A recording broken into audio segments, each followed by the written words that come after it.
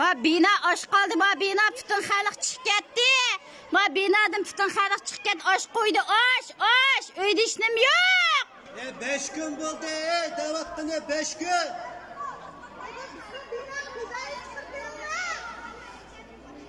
Pidoyi degan narsa yo'qmi? Nemish gap anglaysizlar?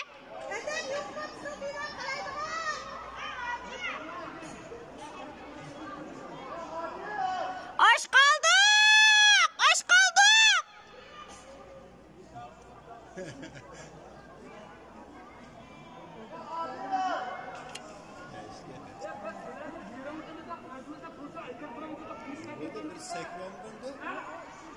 Ola sehrivag'ini os qoldi.